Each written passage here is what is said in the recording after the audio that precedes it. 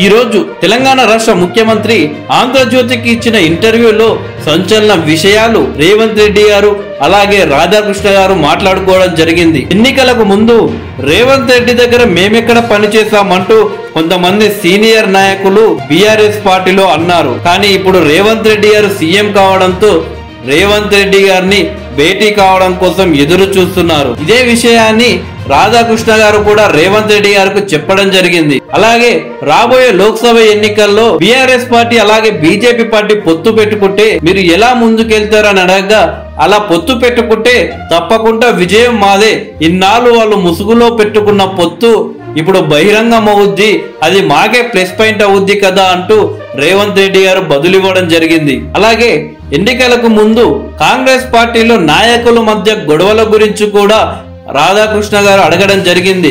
దానికి రేవంత్ రెడ్డి గారు కూడా చాలా క్లియర్ గా సమాధానం ఇచ్చారు. ఆ తర్వాత రాధాకృష్ణ గారు కేసీఆర్ ఒకవేళ తెలంగాణలో ఆట మొదలు పెడితే మీ పార్టీలో ఉన్న ఎమ్మెల్యేలను కేసీఆర్ గుంజుకునే ప్రయత్నం చేస్తే మీరు ఏం చేస్తారు అని రాధాకృష్ణ గారు అడగగా, ఒకసారి ఆట మొదలు పెట్టమని చెప్పు, నేను మొదలెడితే ఎలా ఉంటుందో అప్పుడు తెలుస్తుంది. నేను అధికారంలో ఉన్నాను, తప్పుడు పనులు చేయాలని అనుకోవట్లేదు. కేసీఆర్ ఆ తప్పుడు పనులు చేసినందుకే ఇప్పుడు ఓడిపోయాడు.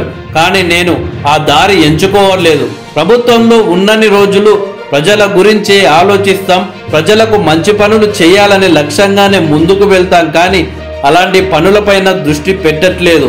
ఒకవేళ కేసీఆర్ అలాంటి ఆటనే మొదలు పెడితే అప్పుడు నేను కూడా ఆడడానికి సిద్ధంగా ఉంటాను.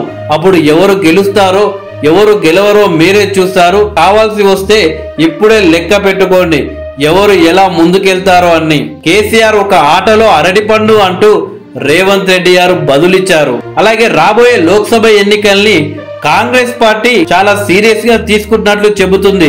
ఒకవేళ లోక్సభ ఎన్నికల్లో కొంచెం తేడాగా ఫలితాలు వచ్చినా కానీ మాకు ఇబ్బంది అవుతుంది. కాబట్టి ఇప్పటి నుండే మేము లోక్సభ ఎన్నికలపై దృష్టి పెట్టాము. అలాగే మేము తెలంగాణ రాష్ట్ర ప్రజల గురించి ఆలోచిస్తున్నాము, తెలంగాణ రాష్ట్ర అభివృద్ధి గురించి ఆలోచిస్తున్నాము. ఈ అభివృద్ధి కోసం మేము పార్టీల గురించి ఆలోచించకుండానే కేంద్ర ప్రభుత్వంలో నాయకులతోటి కలిసి రాష్ట్రానికి నిధులు తేవడానికి ప్రయత్నిస్తున్నాము.